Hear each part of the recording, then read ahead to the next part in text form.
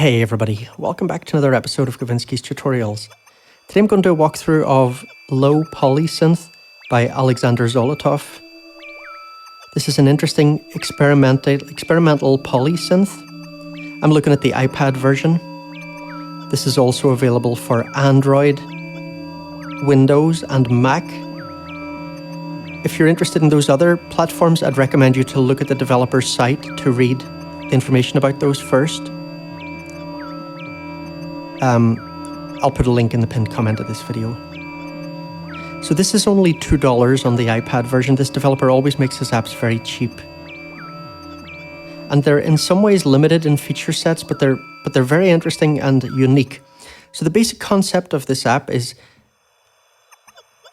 it will randomly, every time we press these arrows here, it will create a preset by mixing together kind of randomly generated samples.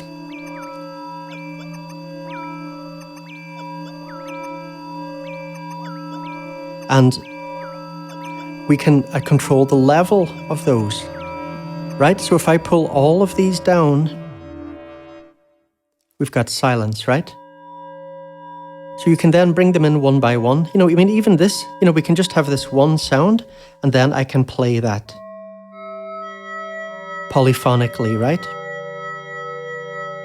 And I can adjust things like the attack and release, right?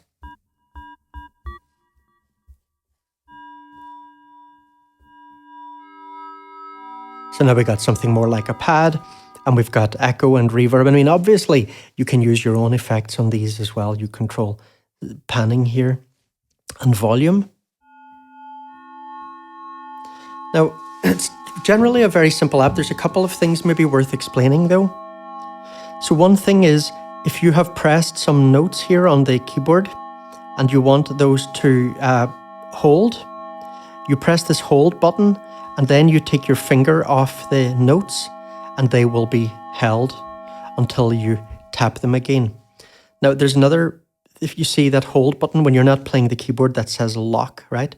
So if I turn on lock, I can then go in and lock some of the sounds that I like, let's say, right?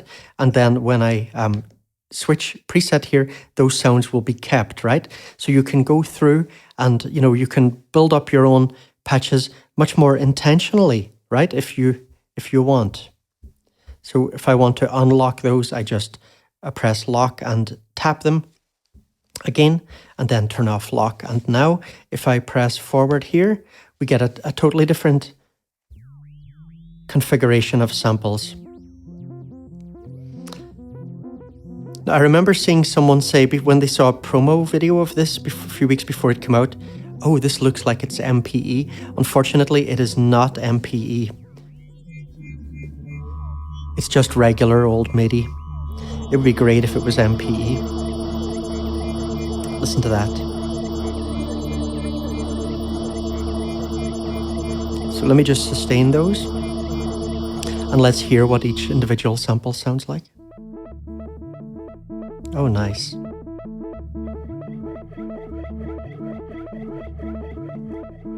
So just dial in the level of each one and leave something out completely if you don't like it. I don't like that much. Oh, I like that. Let's keep that. Yes. That's adding a nice extra layer of texture.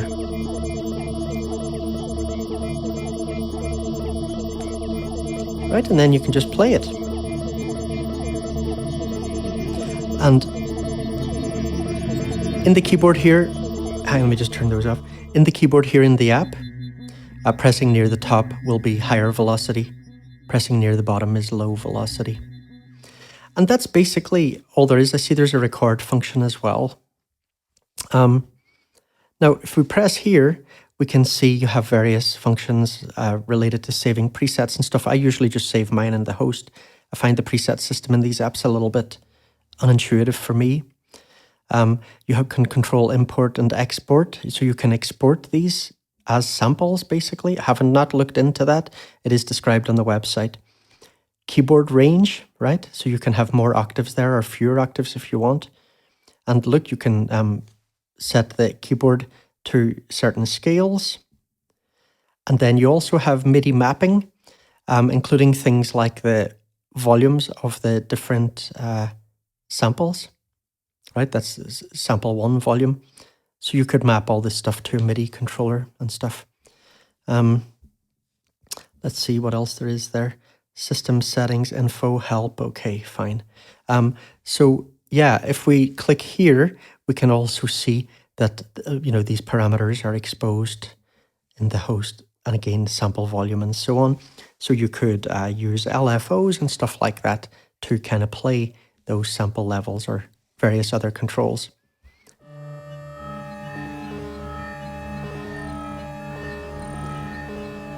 So, remember that although a lot of these might come out a bit experimental, even if you're someone that's looking for something more conventional, you can probably get it, pretty easily by just playing with the levels. I mean, that one's already very conventional. One thing I do wish, when I forward to a new preset, the sound goes. I really wish that didn't happen. That's a pity, I think. Oh, nice.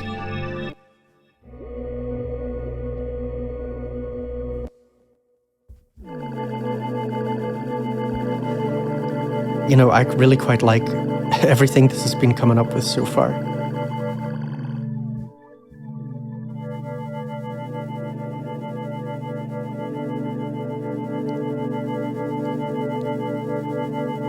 So again, very limited in terms of built-in effects. I don't really care about that at all.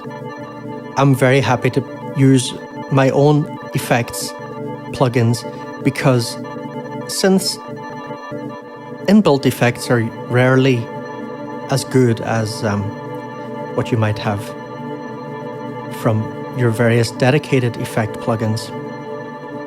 So I'll stop this there. I mean, it's only $2. I think most of you are probably just going to go and buy this, so I don't need to think about it too much at that price, eh? All right, everyone. Hope you enjoyed the video. See you later.